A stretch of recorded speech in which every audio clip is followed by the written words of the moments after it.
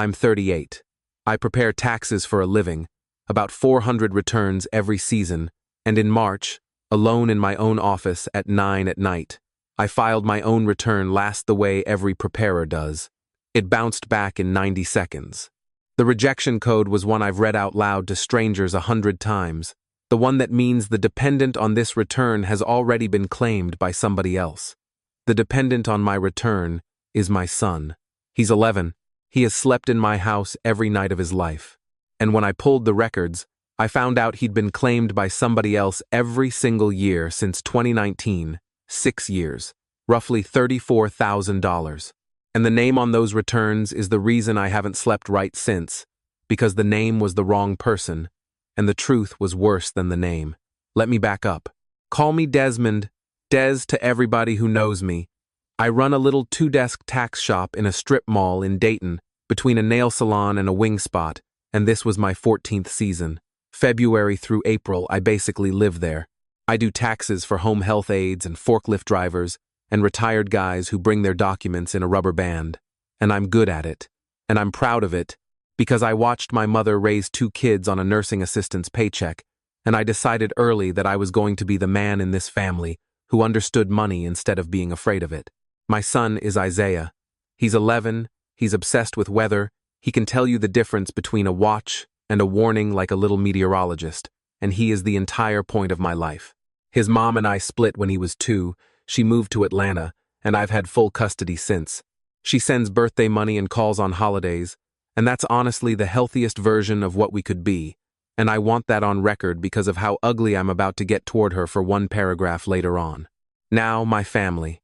My mother, Doreen, is 63, widowed since my father passed in 2014, and she is the most respected woman in 3 church congregations, usher board, repast committee. The woman who shows up with a covered dish before you've even finished telling her the bad news.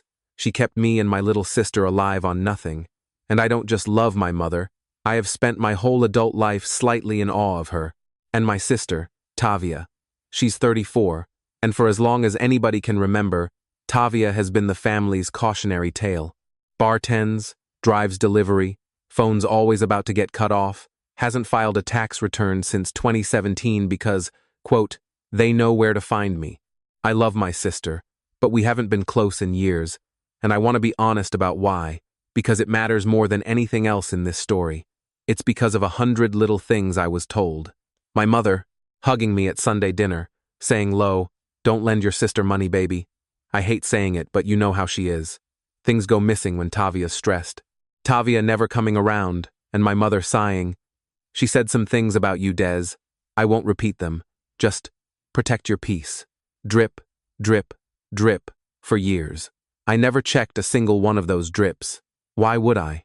They came from my mother. 2 more small things. And then the night everything broke. First, Tavia's mail still goes to my mother's house. Has since 2017, when her lease fell through and she stayed there a few months. She never updated anything, because Tavia updating paperwork is not a thing that happens. Second, my son's middle name. This is going to sound like nothing. Isaiah's middle name is Marcel, after my father. 1 L.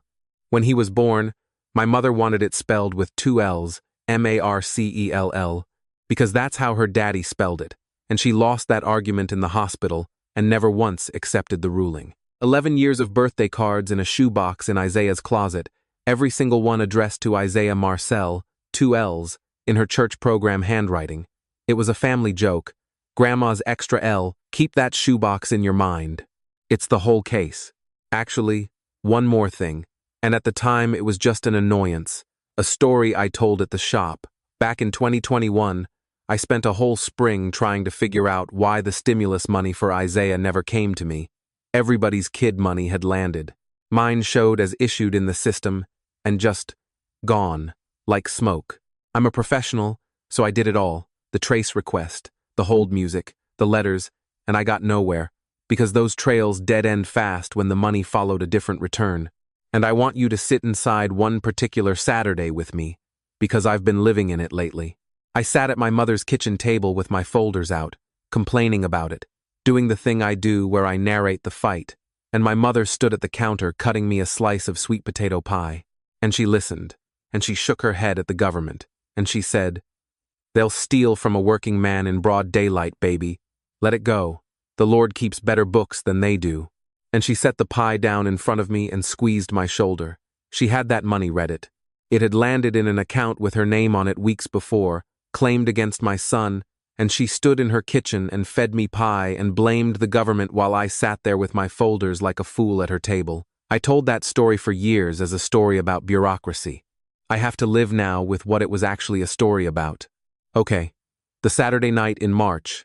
Season was almost over. I'd filed everybody else's returns, lights off in the lobby, just my desk lamp and the hum of the mini fridge, and I did the thing preparers do last like a little ritual. I filed my own. 90 seconds later, my software chimed. Rejected. Dependent already claimed. I actually laughed at first. I see this code every February, and it's almost always an ex who jumped the gun, and I fix it for strangers with a paper filing and a shrug, 11 times a week. So I did what I do for strangers. I pulled the account records for my son's social security number, and I sat in my dark office and watched 6 years load onto my screen.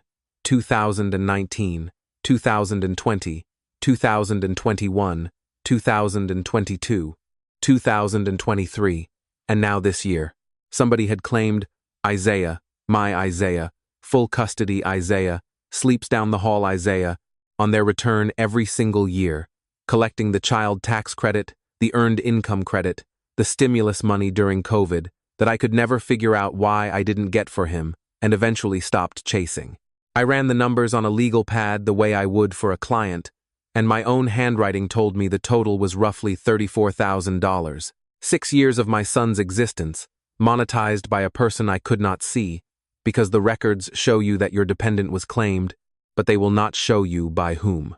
Privacy law protects the other filer. I explain that to furious parents every season. I have never once until that night understood what that sentence does to a person's chest. I'm not proud of the next part. My first suspect was Isaiah's mother, and my first move was a phone call to Atlanta at 10 at night that I would pay money to take back. I came in loud.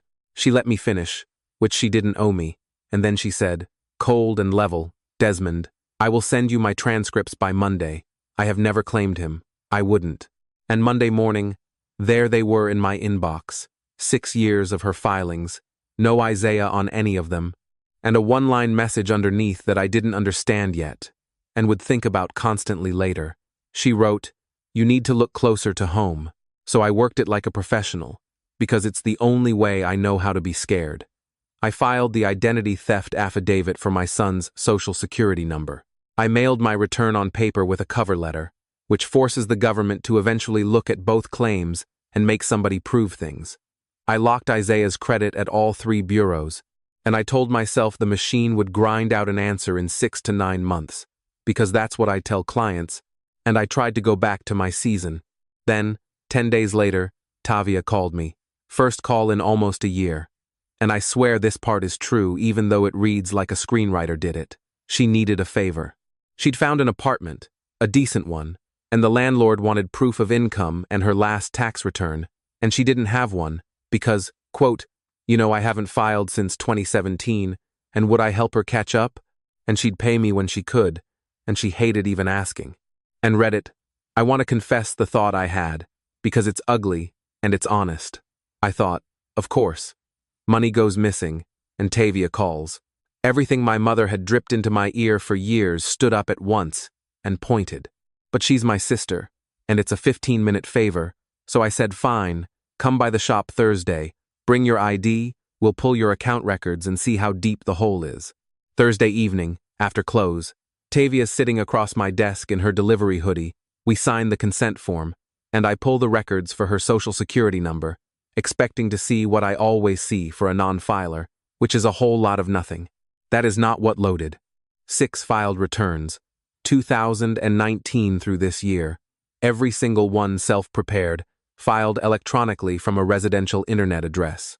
Refunds issued every year, direct deposit, same bank account ending, some little credit union.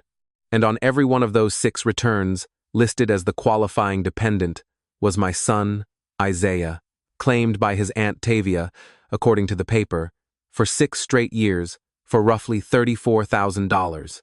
I looked up at my sister, and I had the folder of my own son's records sitting in my desk drawer 18 inches from my hand, and everything my mother ever whispered to me came out of my mouth at once.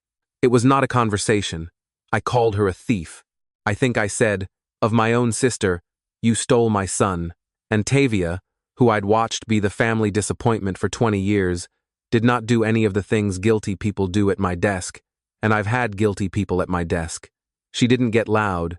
She didn't cry on cue. She went white, actually white, and she leaned over and looked at my screen for a long, long time, and then she said, very quietly, "Des, I haven't filed a tax return since 2017. I've never had that login. I don't even know what half these words mean." And then she said the sentence that ended Act 1 of my life. "What bank account is that?" Because I only ever had the one from high school, and I haven't touched it in years. Mama's name is on that account too. She opened it with me when I was 16. We sat there in my dark office, the two of us, staring at the screen, and I should have understood everything in that exact moment. I had the extra L sitting on that screen right in front of me, and I didn't see it yet. But I'm getting ahead of myself. A lot of you are going to ask why I didn't drive straight to my mother's house that night, and the answer is that I still hadn't let myself think it. I want to be honest about the 9 days after that Thursday, because I did something in those 9 days that I have apologized for since, and will be apologizing for the rest of my life. I sat on the fence about my own sister, because think about what the paper said. The returns were in Tavia's name.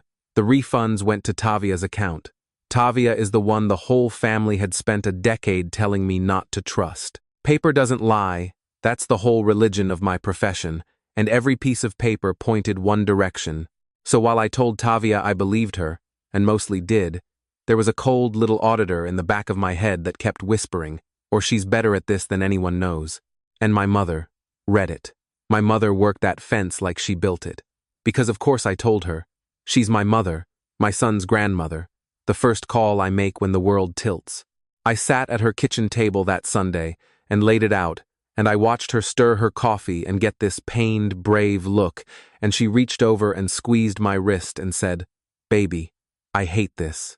I have prayed on this, but you know your sister has been drowning for years, and drowning people grab whatever's floating, even their own nephew." She dabbed her eyes with a paper towel. "Don't put her in jail, Desmond. Family doesn't do that to family. Let me talk to her. I'll get her to make it right. Family doesn't do that to family. Write that one down. We're coming back to it." Then the flying monkeys. Except here's what took me too long to see. They weren't flying at me. They were flying at Tavia. My Aunt Pam called me to say she'd heard, and wasn't it sad, and, "Your mother is heartbroken. She always knew that girl would end up in real trouble." Heard from who? Cousins texting me support like I'd had a death. A woman from the church asking my mother, in front of me at the fish fry, if it was true about Tavia and the taxes, and my mother pressing her lips together and saying, "We're handling it in the family," which is somehow the loudest yes ever invented. Inside of 2 weeks, the story had a shape, and the shape had my sister in it, and I watched Tavia get quietly uninvited from a baby shower. She called me crying, not about the money, about the shower, and said, "You're the only one who can read that paper, Des, so you're the only one who can unread it, please." So we went and pulled the thread the paper actually offered. The bank account. Tavia's little credit union account from high school, the one with her name and our mother's name on it since she was 16. We went down there together on a Tuesday. Tavia showed her ID, and a very patient woman printed us 6 years of statements, and read it. I have read a lot of bank statements in 14 seasons. I have never read any like these. Every spring, like clockwork, a tax refund lands in that dormant account. $5, $6, $7,000. And then, over the following 2, 3 weeks, it drains out. Cash withdrawals, always under the reporting radar, always at the same 2 machines, one at a gas station on Salem Avenue, and one at the grocery store 2 blocks from my mother's church, time-stamped Sunday mornings, between 9 and 10 a.m. Every single one during 11 o'clock service prep, when one particular usher board member has been at that shopping plaza every Sunday of her natural life. Tavia saw it before I let myself see it. She put her finger on the withdrawal column, on all those Sunday mornings, and she looked at me, and she didn't look angry.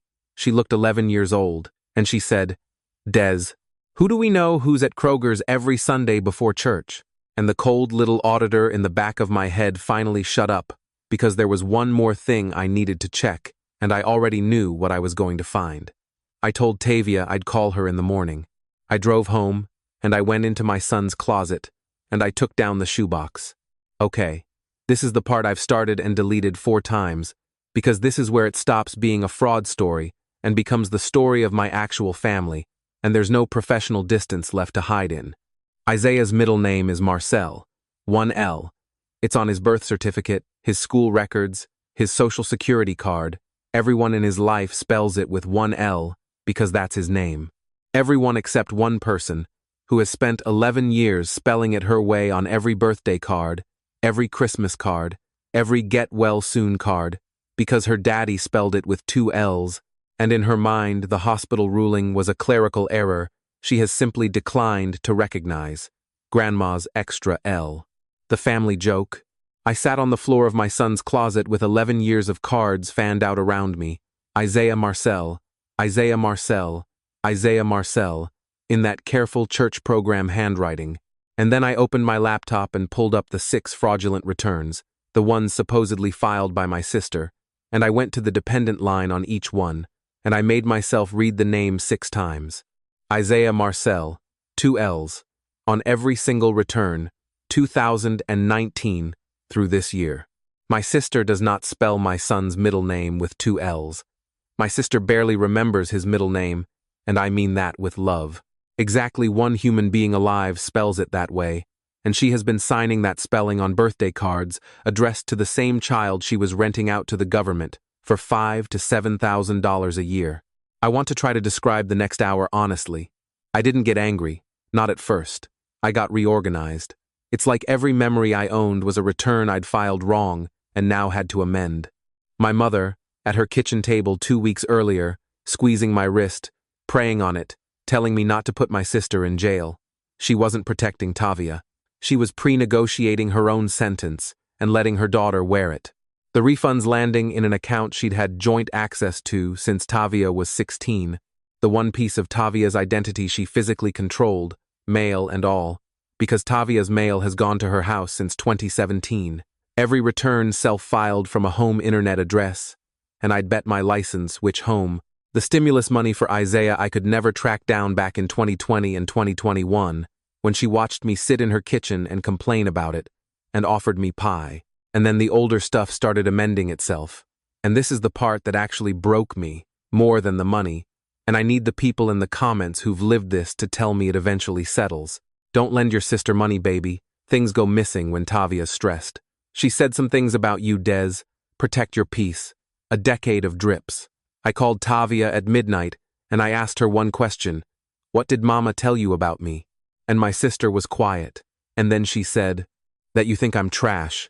That you told her you'd never let me around Isaiah unsupervised. Des, why do you think I stopped coming around?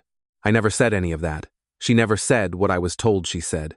Neither of us ever checked, because the drips came from our mother, and you don't audit your mother. And that's when I finally understood the actual design, and I have to hand it to her the way you'd hand it to a hurricane. The fraud wasn't the impressive part. Any bold person can type a child's social security number into tax software. The impressive part was the insulation. She filed under Tavia's name, so that if the machine ever spat out an alarm, it would spit out Tavia's name, the family screw-up, pre-convicted by reputation for a decade. And she spent that same decade quietly making sure the only 2 people who could compare notes and unravel it, the man who reads tax records for a living and the woman whose name was being worn, did not speak. There are not 2 sides in my family. There are 2 victims and 1 woman who spent 10 years making sure we'd never sit at the same table. The estrangement wasn't damage. The estrangement was infrastructure. The next morning, I did the hardest professional thing I've ever done. I sat down with a preparer's checklist and treated my mother like a case. Because here's the trap she'd built, and I want everyone to see how nasty it is. To report the fraud honestly, I had to report returns filed in Tavia's name from an account Tavia legally owns. The first name any investigator writes down is my sister's. My mother had arranged it so the road to her ran directly over Tavia. If Tavia panicked and stayed quiet, Mama stayed safe. If it ever blew up, Mama had a designated defendant.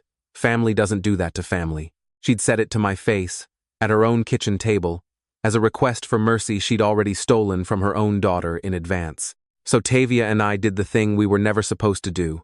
We compared notes, all of them, and we built one file together, her affidavit, sworn and notarized, that she never filed those returns and never touched that account.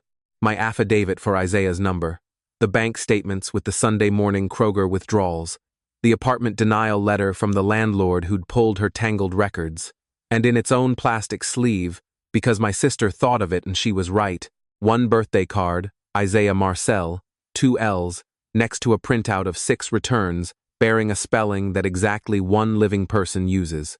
Then we called her. Sunday dinner, her house, 3 o'clock. We didn't say why.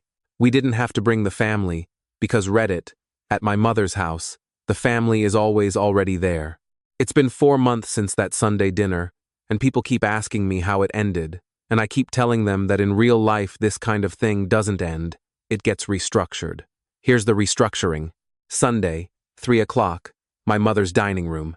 Pot roast, sweet tea, Aunt Pam, 2 cousins, a deacon's widow from the church, the whole usual cast, because my mother has never in her life had a private Sunday, and for once that worked for us instead of for her. Tavia and I waited until the plates were cleared. Then I set 2 folders on the table, one in front of my mother, one in front of Aunt Pam, because Pam had carried more water for the Tavia story than anybody, and I said, "Mama, before anybody has dessert, I need you to help me solve a spelling problem." I walked her through it exactly like I walk a client through a bad audit. Calm, page by page. The 6 returns. The account with her name on it, since Tavia was 16. 6 years of Sunday morning withdrawals 2 blocks from the church, 9 to 10 a.m. And then I laid the birthday card next to the dependent line on the 2021 return, Isaiah Marcel and Isaiah Marcel, 2 L's and 2 L's, her daddy's spelling, the one she never surrendered, and I said, "Mama, Tavia doesn't spell it that way. Nobody on this earth spells it that way but you. You signed my son's cards and his tax returns in the same handwriting for 6 years." The room did that thing where the refrigerator suddenly seems loud. Aunt Pam was reading her folder with her hand flat on her chest. The deacon's widow was looking at the ceiling like she'd been caught somewhere she shouldn't be. And my mother looked at the card, and looked at the return, and I watched 63 years of composure calculate every available exit and find them papered over, because her sons and daughters had finally compared notes. And she straightened her back, and she came out with it, and read it. Her confession was worse than her denial could ever have been, because she confessed like a woman filing a grievance. She said, "I kept this family alive on nothing, nothing. Nobody asked how the lights stayed on then, and nobody gets to ask now. That boy eats at my table every Sunday of his life. You drop him here when you're working late. I feed him. I clothe him when his daddy doesn't notice the pants are short. Family money moves to where family needs it. That's not stealing, Desmond. That's how we survived before you got your little office and forgot." And Tavia, my sister, the family cautionary tale, said the quietest, heaviest thing said at that table in 30 years. She said, "Then why'd you put it in my name, Mama? If it wasn't stealing, why'd it need to be wearing me?" Nobody answered that. There is no answer to that. Aunt Pam started crying into her napkin, and I watched a church reputation, 40 years in the making, leave a body in real time. Now the consequences, and I'm going to give them to you straight, including the parts that will make some of you furious, because the internet deserves the truth about how these things actually land. We did not have our mother arrested. Before you sharpen anything in the comments, hear the trap one more time. Every fraudulent document wears my sister's name. A criminal referral starts with Tavia, in a room answering questions, months of her life, a public record with her name tangled in 6 felonies she didn't commit. On the word of investigators we'd be trusting, to eventually look past the paper. Tavia has a new apartment and a fragile new start, and she was the one who said no, and it was her name, so it was her call. What we did instead was paper, because paper is my country, and now it's my sister's too. Both identity theft affidavits went in, the dependent claims were reversed year by year, and the government wants its $34,000 back from the filings, which traced to the account, which produce the withdrawal records, which are time-stamped Sunday mornings, so that machine is grinding along exactly as slowly and exactly as unstoppably as I always tell my clients it does. My mother has signed, in front of a notary, at my office, at my desk, a full written admission of every year, plus a repayment agreement to Tavia and me for what the government doesn't claw back, secured against the one asset she has, which is the house. She signed it because her other option was our silence ending, and for the first time in her life, her children negotiated as a block. Isaiah's social security number now has an identity protection PIN, a new code every year, which means his number is useless to anyone who isn't me. I recovered what the law actually allows on my side, which is the last 3 years of wrongly denied credits, a little over $16,000. The first 3 years are simply gone, out of time, and that's a sentence I say out loud to clients all the time and never once understood the weight of. Some of the money isn't coming back. It went to Sunday withdrawals and covered dishes, and we now believe, quietly bailing out 3 decades of her own habits she'd taught us to call sacrifices. Church found out the shape of it, the way church always does, not from us. She stepped down from the usher board, health reasons, and Aunt Pam, to her genuine credit, stood up at a family cookout in June and apologized to Tavia in front of everybody, and then said, "I repeated what I was fed. I'm ashamed I never asked the cook." That sentence did more healing than the notarized anything. Isaiah still sees his grandmother, one Sunday a month, at my table now, with me present, because in 1 year-old's love shouldn't be collateral, and because I want her to look at him and remember. He asked me once why Grandma doesn't do dinners at her house anymore, and I told him a version he can carry, which is that Grandma made some money mistakes with the family's papers and we're helping her fix them. He thought about it in that little weatherman brain and said, like a warning, not a watch. And honestly, yes, son. Conditions were present the whole time. The storm was already on the ground. And my sister and I do her taxes together now. Every year, first appointment of the season, at my desk, with coffee. We are not repairing our relationship, because it turns out we never actually broke it. We're building the one somebody spent a decade making sure we'd never have. Last month, she paid me for the apartment paperwork favor, insisted, wouldn't hear it. $11, in ones, in an envelope, on which she had written, "For the only man in this family who checks the paper." So that's where it stands, and here's what I genuinely cannot settle, and why I'm typing this at midnight instead of sleeping. My mother really did keep 2 kids alive on a nursing assistant's paycheck, and I'll never fully know what that cost her. And she stole 6 years of my son and hung it on her own daughter, and both of those women are the same woman. So tell me, were we wrong to trade a prosecution for a notarized confession and a lien, or did we just buy her next scheme like every enabler before us? Should Tavia's name have been cleared in a courtroom instead of a dining room, and the one that keeps me up? If the 2 of us had compared notes even once in 10 years, none of this survives a single conversation. So how do you forgive the years you spent believing the person who was feeding you the story? What would you have done?